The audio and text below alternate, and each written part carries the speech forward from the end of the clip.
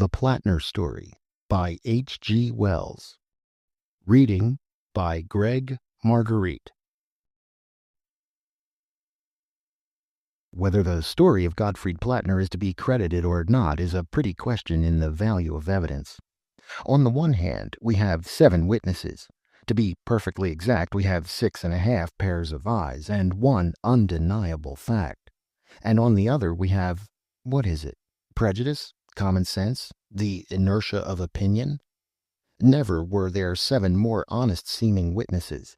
Never was there a more undeniable fact than the inversion of Gottfried Plattner's anatomical structure, and never was there a more preposterous story than the one they have to tell.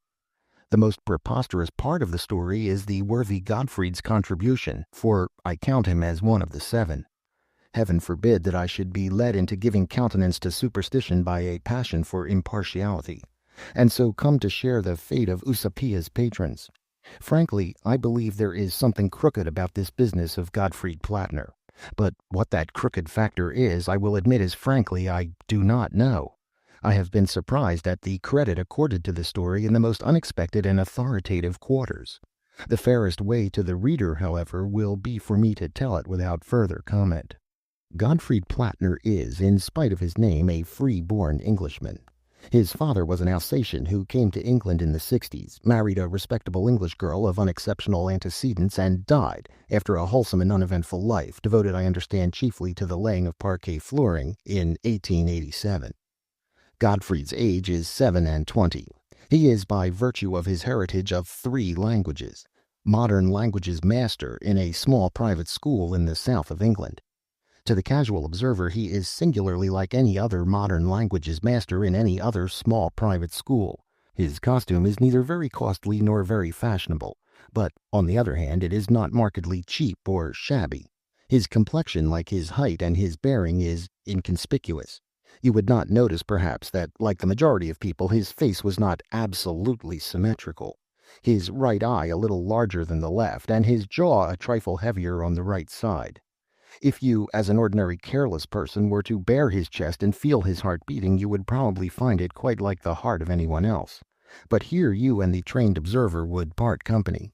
If you found his heart quite ordinary, the trained observer would find it quite otherwise. And once the thing was pointed out to you, you too would perceive the peculiarity easily enough.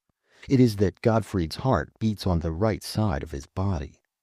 Now, that is not the only singularity of Gottfried's structure, although it is the only one that would appeal to the untrained mind. Careful sounding of Gottfried's internal arrangements by a well-known surgeon seems to point to the fact that all the other unsymmetrical parts of his body are similarly misplaced.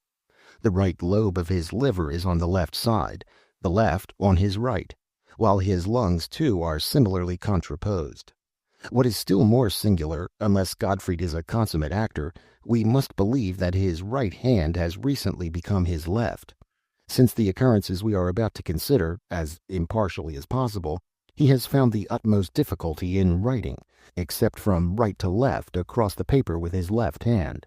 He cannot throw with his right hand. He is perplexed at mealtimes between knife and fork, and his ideas of the rule of the road, he is a cyclist, are still a dangerous confusion.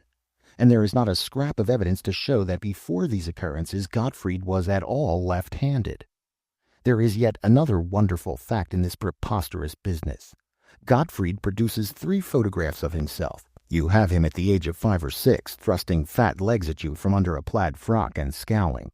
In that photograph his left eye is a little larger than his right, and his jaw is a trifle heavier on the left side. This is the reverse of his present living condition. The photograph of Gottfried at 14 seems to contradict these facts, but that is because it is one of those cheap gem photographs that were then in vogue, taken direct upon the metal, and therefore reversing things just as a looking-glass would. The 3rd photograph represents him at 21 and confirms the record of the others. There seems here evidence of the strongest confirmatory character that Gottfried has exchanged his left side for his right. Yet how a human being can be so changed, short of a fantastic and pointless miracle, it is exceedingly hard to suggest. In one way, of course, these facts might be explicable on the supposition that Plattner has undertaken an elaborate mystification on the strength of his heart's displacement. Photographs may be faked and left-handedness imitated, but the character of the man does not lend itself to any such theory. He is quiet, practical, unobtrusive, and thoroughly sane from the Nordau standpoint. He likes beer and smokes moderately, takes walking exercise daily, and has a healthy high estimate of the value of his teaching. He has a good but untrained tenor voice and takes a pleasure in singing airs of a popular and cheerful character. He is fond, but not morbidly fond, of reading, chiefly fiction pervaded with a vaguely pious optimism. Sleeps well and rarely dreams. He is, in fact, the very last person to evolve a fantastic fable. Indeed, so far from forcing this story upon the world, he has been singularly reticent on the matter. He meets inquirers with a certain engaging bashfulness is almost the word, that disarms the most suspicious. He seems genuinely ashamed that anything so unusual has occurred to him. It is to be regretted that Plattner's aversion to the idea of post-mortem dissection may postpone, perhaps forever, the positive proof that his entire body has had its left and right sides transposed. Upon that fact mainly the credibility of his story hangs. There is no way of taking a man and moving him about in space as ordinary people understand space that will result in our changing his sides.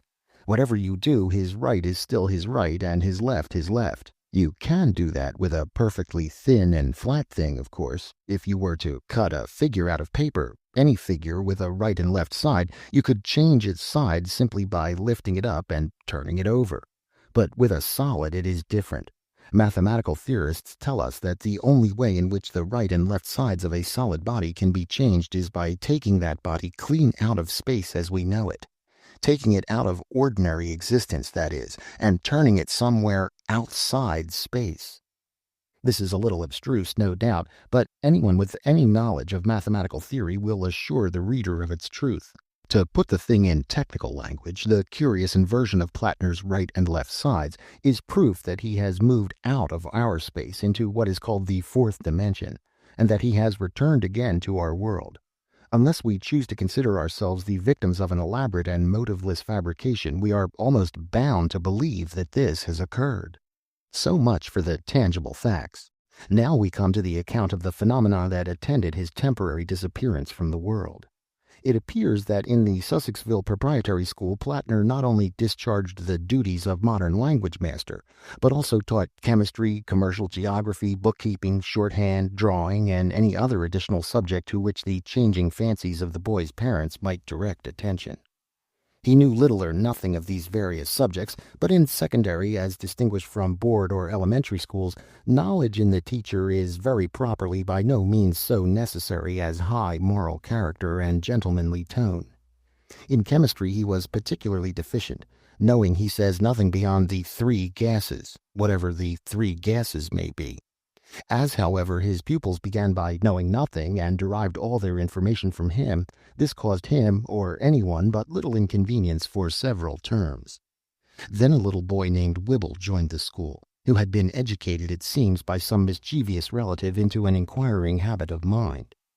This little boy followed Plattner's lessons with marked and sustained interest, and in order to exhibit his zeal on the subject, brought at various times substances for Plattner to analyze. Plattner, flattered by this evidence of his power of awakening interest, and trusting to the boy's ignorance, analyzed these, and even made general statements as to their composition. Indeed, he was so far stimulated by his pupil as to obtain a work upon analytical chemistry, and study it during his supervision of the evening's preparation. He was surprised to find chemistry quite an interesting subject. So far the story is absolutely commonplace, but now the greenish powder comes upon the scene. The source of that greenish powder seems unfortunately lost. Master Whibble tells a tortuous story of finding it done up in a packet in a disused lime kiln near the Downs. It would have been an excellent thing for Plattner and possibly for Master Whibble's family if a match could have been applied to that powder there and then. The young gentleman certainly did not bring it to school in a packet, but in a common 8-ounce graduated medicine bottle plugged with masticated newspaper. He gave it to Plattner at the end of the afternoon school. 4 boys had been detained after school prayers in order to complete some neglected tasks, and Plattner was supervising these in the small classroom in which the chemical teaching was conducted. The appliances for the practical teaching of chemistry in the Sussexville Proprietary School, as in most small schools in this country, are characterized by a severe simplicity. They are kept in a small cupboard standing in a recess and having about the same capacity as a common traveling trunk. Plattner, being bored with his passive superintendence, seemed to have welcomed the intervention of Wibble with his green powder as an agreeable diversion, and, unlocking this cupboard, proceeded at once with his analytical experiments. Wibble sat, luckily for himself, at a safe distance regarding him. The four malefactors, feigning a profound absorption in their work, watched him furtively with the keenest interest. For even within the limits of the three gases, Plattner's practical chemistry was, I understand, temerarious. They are practically unanimous in their account of Plattner's proceedings. He poured a little of the green powder into a test tube and tried the substance with water, hydrochloric acid, nitric acid, and sulfuric acid in succession. Getting no result, he emptied out a little heap, nearly half the bottle full, in fact, upon a slate and tried a match. He held the medicine bottle in his left hand. The stuff began to smoke and melt, and then exploded with deafening violence and a blinding flash. The five boys, seeing the flash and being prepared for catastrophes, ducked below their desks, and were none of them seriously hurt. The window was blown out into the playground, and the blackboard on its easel was upset. The slate was smashed to atoms. Some plaster fell from the ceiling, but no other damage was done to the school edifice or appliances, and the boys at first, seeing nothing of Plattner, fancied he was knocked down and lying out of their sight below the desks. They jumped out of their places to go to his assistance and were amazed to find the space empty. Being still confused by the sudden violence of the report, they hurried to the open door under the impression that he must have been hurt and have rushed out of the room. But Carson, the foremost, nearly collided in the doorway with the principal, Mr. Lidgett. Mr. Lidgett is a corpulent, excitable man with one eye. The boys described him as stumbling into the room, mouthing some of those tempered expletives irritable schoolmasters accustom themselves to use, lest worse befall. "Wretched mumchancer," he said. "Where's Mr. Plattner?" The boys are agreed on the very words. Wobbler, stiveling puppy, and mumchancer are, it seems, among the ordinary small change of Mr. Lidgett's scholastic commerce. Where's Mr. Plattner? That was a question that was to be repeated many times in the next few days. It really seemed as though that frantic hyperbole, blown to atoms, had for once realized itself. There was not a visible particle of Plattner to be seen, not a drop of blood nor a stitch of clothing to be found. Apparently he had been blown clean out of existence and left not a rack behind. Not so much as would cover a sixpenny piece, to quote a proverbial expression. The evidence of his absolute disappearance as a consequence of that explosion is indubitable. It is not necessary to enlarge here upon the commotion excited in the Sussexville Proprietary School, and in Sussexville and elsewhere, by this event. It is quite possible indeed that some of the readers of these pages may recall the hearing of some remote and dying version of that excitement during the last summer holidays. Lidgett, it would seem, did everything in his power to suppress and minimize the story. He instituted a penalty of 25 lines for any mention of Plattner's name among the boys, and stated in the schoolroom that he was clearly aware of his assistant's whereabouts. He was afraid, he explains, that the possibility of an explosion happening, in spite of the elaborate precautions taken to minimize the practical teaching of chemistry, might injure the reputation of the school, and so might any mysterious quality in Plattner's departure. Indeed, he did everything in his power to make the occurrence seem as ordinary as possible. In particular, he cross-examined the 5 eyewitnesses of the occurrence so searchingly that they began to doubt the plain evidence of their senses. But in spite of these efforts, the tale, in a magnified and distorted state, made a 9 days' wonder in the district, and several parents withdrew their sons on colorable pretexts. Not the least remarkable point in the matter is the fact that a large number of people in the neighborhood dreamed singularly vivid dreams of Plattner during the period of excitement before his return, and that these dreams had a curious uniformity. In almost all of them Plattner was seen, sometimes singly, sometimes in company, wandering about through a coruscating iridescence. In all cases his face was pale and distressed, and in some he gesticulated toward the dreamer. One or two of the boys, evidently under the influence of nightmare, fancied that Plattner approached them with remarkable swiftness, and seemed to look closely into their very eyes. Others fled with Plattner from the pursuit of vague and extraordinary creatures of a globular shape. But all these fancies were forgotten in inquiries and speculations when, on the Wednesday next but one after the Monday of the explosion, Plattner returned. The circumstances of his return were as singular as those of his departure. So far as Mr. Lidgett's somewhat choleric outline can be filled in from Plattner's hesitating statements, it would appear that on Wednesday evening, toward the hour of sunset, the former gentleman, having dismissed evening preparation, was engaged in his garden, picking and eating strawberries, a fruit of which he is inordinately fond.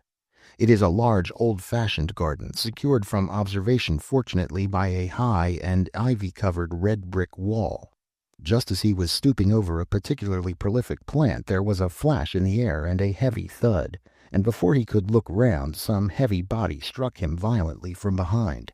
He was pitched forward, crushing the strawberries he held in his hand, and that so roughly that his silk hat (Mr. Lidgett adheres to the older ideas of scholastic costume) was driven violently down upon his forehead, and almost over one eye. This heavy missile, which slid over him sideways and collapsed into a sitting posture among the strawberry plants, proved to be our long-lost Mr. Gottfried Plattner.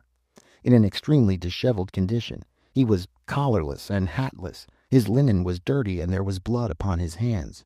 Mr. Lidgett was so indignant and surprised that he remained on all fours, and with his hat jammed down on his eye, while he expostulated vehemently with Plattner for his disrespectful and unaccountable conduct. This scarcely idyllic scene completes what I may call the exterior version of the Plattner story, its esoteric aspect.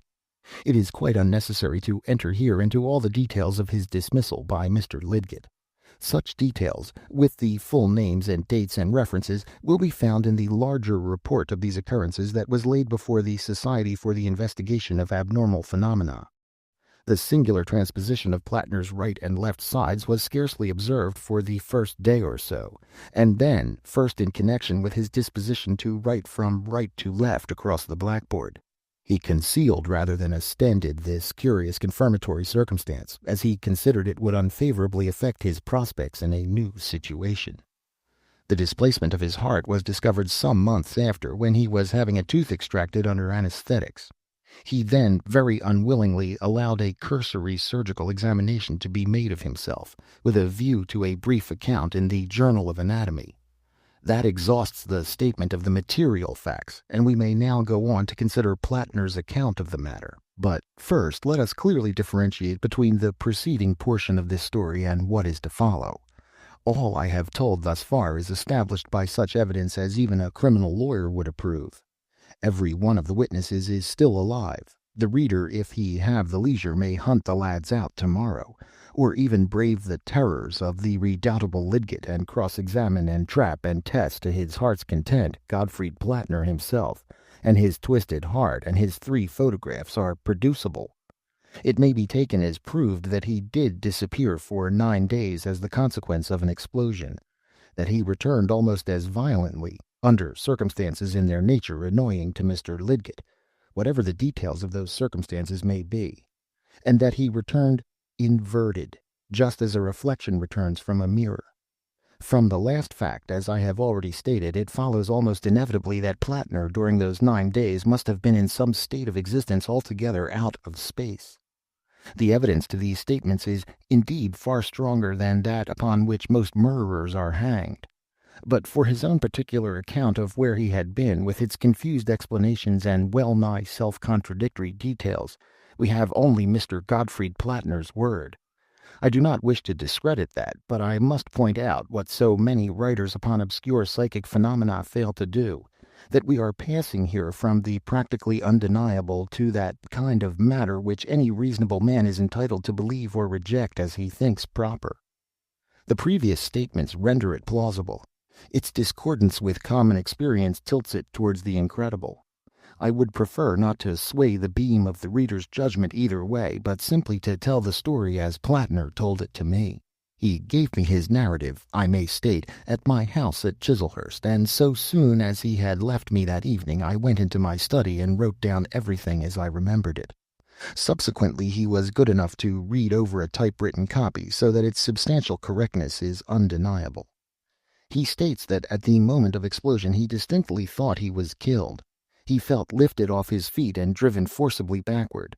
It is a curious fact for psychologists that he thought clearly during his backward flight, and wondered whether he should hit the chemistry cupboard or the blackboard easel. His heels struck ground, and he staggered and fell heavily into a sitting position on something soft and firm. For a moment the concussion stunned him.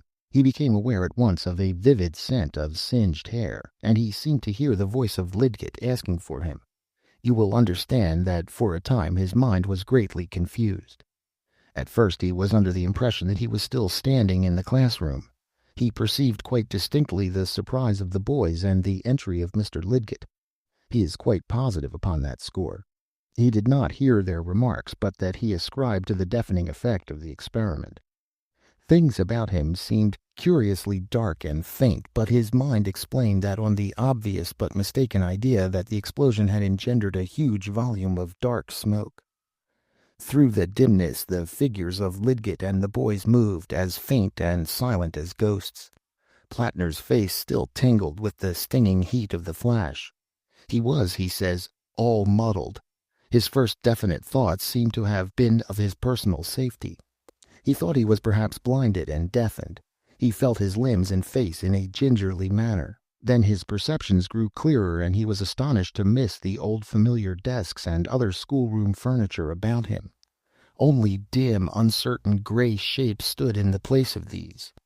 Then came a thing that made him shout aloud and awoke his stunned faculties to instant activity. Two of the boys, gesticulating, walked one after the other, clean through him. Neither manifested the slightest consciousness of his presence. It is difficult to imagine the sensation he felt. They came against him, he says, with no more force than a wisp of mist. Plattner's first thought after that was that he was dead, having been brought up with thoroughly sound views in these matters. However, he was a little surprised to find his body still about him. His second conclusion was that he was not dead, but that the others were, that the explosion had destroyed the Sussexville Proprietary School and every soul in it except for himself. But that, too, was scarcely satisfactory. He was thrown back upon astonished observation. Everything about him was profoundly dark. At first it seemed to have an altogether ebony blackness.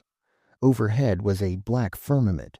The only touch of light in the scene was a faint greenish glow at the edge of the sky in one direction, which threw into prominence a horizon of undulating black hills. This, I say, was his impression at first. As his eye grew accustomed to the darkness, he began to distinguish a faint quality of differentiating greenish color in the circumambient night. Against this background, the furniture and occupants of the classroom, it seemed, stood out like phosphorescent specters, faint and impalpable. He extended his hand and thrust it without an effort through the wall of the room by the fireplace. He describes himself as making a strenuous effort to attract attention. He shouted to Lidgett, and tried to seize the boys as they went to and fro. He only desisted from these attempts when Mrs. Lidgett, whom he, as an assistant manager, naturally disliked, entered the room. He says the sensation of being in the world, and yet not a part of it, was an extraordinarily disagreeable one. He compared his feelings, not inaptly, to those of a cat watching a mouse through a window. Whenever he made a motion to communicate with the dim, familiar world about him, he found an invisible, incomprehensible barrier preventing intercourse. He then turned his attention to his solid environment. He found the medicine bottle still unbroken in his hand, with the remainder of the green powder therein. He put this in his pocket and began to feel about him. Apparently he was sitting on a boulder of rock covered with a velvety moss. The dark country about him he was unable to see, the faint, misty picture of the schoolroom blotting it out. But he had a feeling, due perhaps to a cold wind, that he was near the crest of a hill, and that a steep valley fell away beneath his feet. The green glow along the edge of the sky seemed to be growing in extent and intensity. He stood up, rubbing his eyes. It would seem that he made a few steps, going steeply downhill, and then stumbled, nearly fell, and sat down again upon a jagged mass of rock to watch the dawn. He became aware that the world about him was absolutely silent. It was as still as it was dark, and though there was a cold wind blowing up the hill face, the rustle of grass, the soughing of the boughs, that should have accompanied it, were absent. He could hear, therefore, if he could not see, that the hillside upon which he stood was rocky and desolate.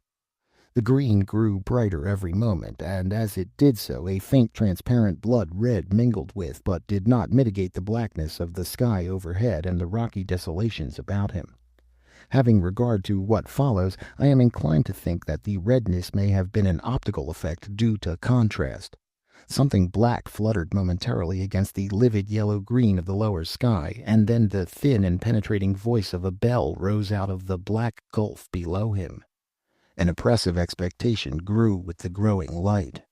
It is probable that an hour or more elapsed while he sat there, the strange green light growing brighter every moment, and spreading slowly in flamboyant fingers upward toward the zenith.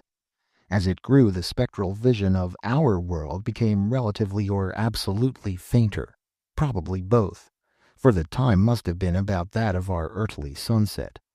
So far as his vision of our world went, Plattner, by his few steps downhill, had passed through the floor of the classroom and was now, it seemed, sitting in mid-air in the larger schoolroom downstairs. He saw the boarders distinctly, but much more faintly than he had seen Lidgett. They were preparing their evening tasks, and he noticed with interest that several were cheating with their Euclid riders by means of a crib, a compilation whose existence he had hitherto never expected. As the time passed, they faded steadily as the light of the green dawn increased. Looking down into the valley, he saw that the light had crept far down its rocky sides, and that the profound blackness of the abyss was now broken by a minute green glow, like the light of a glowworm. And almost immediately the limb of a huge heavenly body of blazing green rose over the basaltic undulations of the distant hills, and the monstrous hill masses about him came out gaunt and desolate in green light and deep ruddy black shadows. He became aware of a vast number of ball-shaped objects, drifting as thistledown drifts over the high ground. There were none of these nearer to him than the opposite side of the gorge. The bell below twanged quicker and quicker, with something like impatient insistence, and several lights moved hither and thither. The boys at work at their desks were now almost imperceptibly faint. This extinction of our world, when the green sun of this other universe rose, is a curious point upon which Plattner insists. During the other world night it is difficult to move about, on account of the vividness with which the things of this world are visible. It becomes a riddle to explain why, if this is the case, we in this world catch no glimpse of the other world. It is due perhaps to the comparatively vivid illumination of this world of ours. Plattner describes the midday of the other world at its brightest as not being nearly so bright as this world at full moon, while its night is profoundly black. Consequently, the amount of light, even in an ordinary dark room, is sufficient to render the things of the other world invisible, on the same principle that faint phosphorescence is only visible in the profoundest darkness. I have tried, since he told me his story, to see something of the other world by sitting for a long space in a photographer's darkroom at night. I have certainly seen indistinctly the form of greenish slopes and rocks, but only, I must admit, very indistinctly indeed. The reader may possibly be more successful. Plattner tells me that since his return he has dreamt and seen and recognized places in the other world, but this is probably due to his memory of these scenes. It seems quite possible that people with unusually keen eyesight may occasionally catch a glimpse of this strange other world about us. However, this is digression. As the green sun rose, a long street of black buildings became perceptible, though only darkly and indistinctly, in the gorge, and after some hesitation Plattner began to clamber down the precipitous descent toward them. The descent was long and exceedingly tedious, being so not only by the extraordinary steepness, but also by reason of the looseness of the boulders with which the whole face of the hill was strewn. The noise of his descent, now and then his heels struck fire from the rocks, seemed now the only sound in the universe, for the beating of the bell had ceased. As he drew nearer, he perceived that the various edifices had a singular resemblance to tombs and mausoleums and monuments, saving only that they were all uniformly black instead of being white, as most sepulchres are. And then he saw, crowding out of the largest building, very much as people disperse from church, a number of pallid, rounded, pale green figures. These dispersed in several directions about the broad street of the place, some going through side alleys and reappearing upon the steepness of the hill, others entering some of the small black buildings which lined the way. At the sight of these things drifting up towards him, Plattner stopped, staring. They were not walking. They were indeed limbless, and they had the appearance of human heads, beneath which a tadpole-like body swung. He was too astonished at their strangeness, too full, indeed, of strangeness to be seriously alarmed by them. They drove towards him in front of the chill wind that was blowing uphill, much as soap bubbles drive before a draught. And as he looked at the nearest of those approaching, he saw it was indeed a human head, albeit with singularly large eyes, and wearing such an expression of distress and anguish as he had never seen before upon mortal countenance. He was surprised to find that it did not turn to regard him, but seemed to be watching and following some unseen moving thing. For a moment he was puzzled, and then it occurred to him that this creature was watching with its enormous eyes something that was happening in the world he had just left. Nearer it came, and nearer, and he was too astonished to cry out. It made a very faint fretting sound as it came close to him. Then it struck his face with a gentle pat, its touch was very cold, and drove past him and upward toward the crest of the hill. An extraordinary conviction flashed across Plattner's mind that this head had a strong likeness to Lidgett. Then he turned his attention to the other heads that were now swarming thickly up the hillside. None made the slightest sign of recognition. One or two indeed came close to his head and almost followed the example of the first, but he dodged convulsively out of the way. Upon most of them he saw the same expression of unavailing regret he had seen upon the first, and heard the same faint sounds of wretchedness from them. One or two wept, and one, rolling swiftly uphill, wore an expression of diabolical rage. But others were cold, and several had a look of gratified interest in their eyes. One, at least, was almost in an ecstasy of happiness. Plattner does not remember that he recognized any more likenesses in those he saw at this time. For several hours, perhaps, Plattner watched these strange things dispersing themselves over the hills, and not till long after they had ceased to issue from the clustering black buildings in the gorge did he resume his downward climb. The darkness about him increased so much that he had a difficulty in stepping true. Overhead the sky was now a bright pale green. He felt neither hunger nor thirst. Later, when he did, he found a chilly stream running down the center of the gorge, and the rare moss upon the boulders, when he tried it at last in desperation, was good to eat. He groped about among the tombs that ran down the gorge, seeking vaguely for some clue to these inexplicable things. After a long time he came to the entrance of the big mausoleum-like building from which the heads had issued.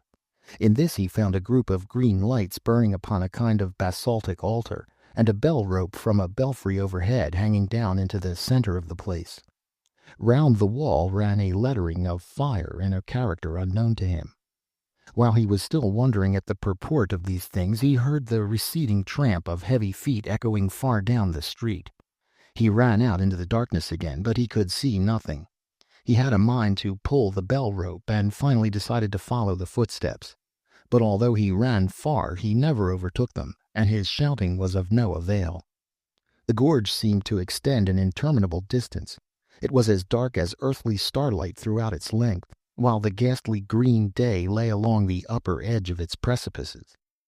There were none of the heads now below. They were all, it seemed, busily occupied along the upper slopes. Looking up, he saw them drifting hither and thither, some hovering stationary, some flying swiftly through the air. It reminded him, he said, of big snowflakes, only these were black and pale green.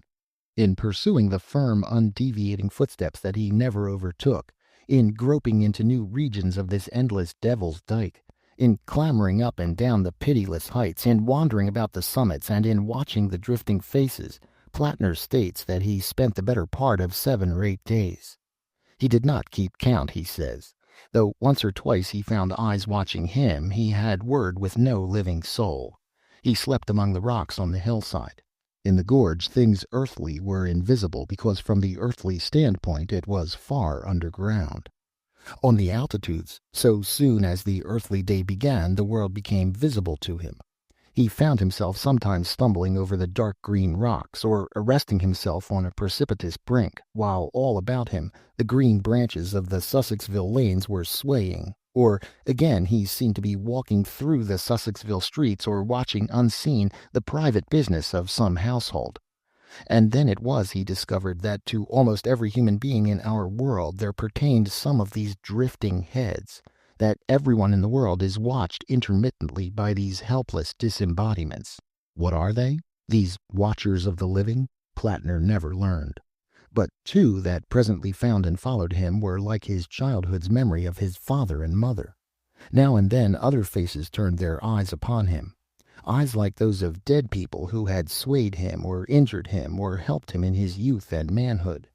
Whenever they looked at him, Plattner was overcome with a strange sense of responsibility. To his mother he ventured to speak, but she made no answer. She looked sadly, steadfastly, and tenderly, a little reproachfully too, it seemed, into his eyes. He simply tells this story. He does not endeavor to explain. We are left to surmise who these watchers of the living may be, or if they are indeed the dead, why they should so closely and passionately watch a world they have left forever. It may be, indeed to my mind it seems just, that when our life has closed, when evil or good is no longer a choice for us, we may still have to witness the working out of the train of consequences we have laid. If human souls continue after death, then surely human interests continue after death. But that is merely my own guess at the meaning of the things seen. Plattner offers no interpretation, for none was given him. It is well the reader should understand this clearly. Day after day, with his head reeling, he wandered about this strange lit world outside the world, weary, and towards the end weak and hungry. By day, by our earthly day that is, the ghostly vision of the old familiar scenery of Sussexville all about him irked and worried him. He could not see where to put his feet, and ever and again with a chilly touch one of these watching souls would come against his face. And after dark the multitude of these watchers about him and their intent distress confused his mind beyond describing. A great longing to return to the earthly life that was so near and yet so remote consumed him. The unearthliness of things about him produced a positively painful mental distress. He was worried beyond describing by his own particular followers. He would shout at them to desist from staring at him, scold at them, hurry away from them. They were always mute and intent. Run as he might over the uneven ground, they followed his destinies. On the 9th day, towards evening, Plattner heard the invisible footsteps approaching, far away down the gorge. He was then wandering over the broad crest of the same hill upon which he had fallen in his entry into this strange other world of his. He turned to hurry down into the gorge, feeling his way hastily, and was arrested by the sight of the thing that was happening in a room in a back street near the school. Both of the people in the room he knew by sight. The windows were open, the blinds up, and the setting sun shone clearly into it, so that it came out quite brightly at first, a vivid oblong room lying like a magic lantern picture upon the black landscape and the livid green dawn. In addition to the sunlight, a candle had just been lit in the room. On the bed lay a lank man, his ghastly white face terrible upon the tumbled pillow. His clenched hands were raised above his head. A little table beside the bed carried a few medicine bottles, some toast and water, and an empty glass. Every now and then the lank man's lips fell apart to indicate a word he could not articulate. But the woman did not notice that he wanted anything, because she was busy turning out papers from an old-fashioned bureau in the opposite corner of the room. At first the picture was very vivid indeed, but as the green dawn behind it grew brighter and brighter, so it became fainter and more transparent. As the echoing footsteps paced nearer and nearer, those footsteps that sound so loud in that other world and come so silently in this, Plattner perceived about him a great multitude of dim faces gathering together out of the darkness and watching the two people in the room. Never before had he seen so many of the watchers of the living. A multitude had eyes only for the sufferer in the room. Another multitude, in infinite anguish, watched the woman as she hunted with greedy eyes for something she could not find. They crowded about Plattner.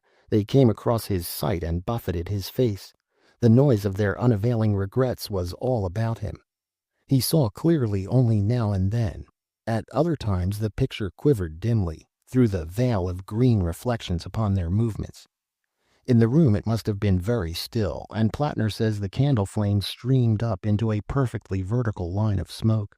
But in his ears each footfall and its echoes beat like a clap of thunder. And the faces, two more particularly near the woman's, one a woman's also, white and clear-featured, a face which might have once been cold and hard, but which was now softened by the touch of a wisdom strange to earth. The other might have been the woman's father. Both were evidently absorbed in the contemplation of some act of hateful meanness, so it seemed, which they could no longer guard against and prevent. Behind were others, teachers it may be, who had taught ill, friends whose influence had failed, and over the man, too, a multitude, but none that seemed to be parents or teachers. Faces that might once have been coarse, now purged to strength by sorrow. And in the forefront one face, a girlish one, neither angry nor remorseful, but merely patient and weary, and, as it seemed to Plattner, waiting for relief. His powers of description fail him at the memory of this multitude of ghastly countenances. They gathered on the stroke of the bell. He saw them all in the space of a second. It would seem that he was so worked on by his excitement that quite involuntarily his restless fingers took the bottle of green powder out of his pocket and held it before him. But he does not remember that. Abruptly the footsteps ceased. He waited for the next, and there was silence. And then, suddenly, cutting through the unexpected stillness like a keen, thin blade, came the first stroke of the bell. At that the multitudinous faces swayed to and fro, and a louder crying began all about him. The woman did not hear. She was burning something now in the candle flame. At the second stroke everything grew dim, and a breath of wind, icy cold, blew through the host of watchers. They swirled about him like an eddy of dead leaves in the spring, and at the third stroke something was extended through them to the bed. You have heard of a beam of light? This was like a beam of darkness. And looking again at it, Plattner saw that it was a shadowy arm and hand. The green sun was now topping the black desolations of the horizon, and the vision of the room was very faint. Plattner could see that the white of the bed struggled and was convulsed, and that the woman looked around over her shoulder at it, startled. The cloud of watchers lifted high like a puff of green dust before the wind, and swept silently downward toward the temple in the gorge. Then suddenly Plattner understood the meaning of the shadowy black arm that stretched across his shoulder and clutched its prey. He did not dare turn his head to see the shadow behind the arm. With a violent effort, and covering his eyes, he set himself to run, made perhaps 20 strides, then slipped on a boulder and fell. He fell forward on his hands, and the bottle smashed and exploded as he touched the ground. In another moment he found himself stunned and bleeding, sitting face to face with Lidgett in the old walled garden behind the school. There the story of Plattner's experience ends. I have resisted, I believe successfully, the natural disposition of a writer of fiction to dress up incidents of this sort. I have told the thing as far as possible in the order in which Plattner told it to me. I have carefully avoided any attempt at style, effect, or construction. It would have been easy, for instance, to have worked the scene of the deathbed into a kind of plot in which Plattner might have been involved, but quite apart from the objectionableness of falsifying a most extraordinary true story, any such trite device would spoil, to my mind, the peculiar effect of this dark world, with its livid green illumination and its drifting watchers of the living, which, unseen and unapproachable to us, is yet lying all about us. It remains to add that a death did actually occur in Vincent Terrace just beyond the school garden, and so far as can be proved at the moment of Plattner's return. Deceased was a rate collector and insurance agent. His widow, who was much younger than himself, married last month a Mr. Whymper, a veterinary surgeon of all bleeding. As the portion of this story given here has in various forms circulated orally in Sussexville, she has consented to my use of her name, on condition that I make it distinctly known that she emphatically contradicts every detail of Plattner's account of her husband's last moments.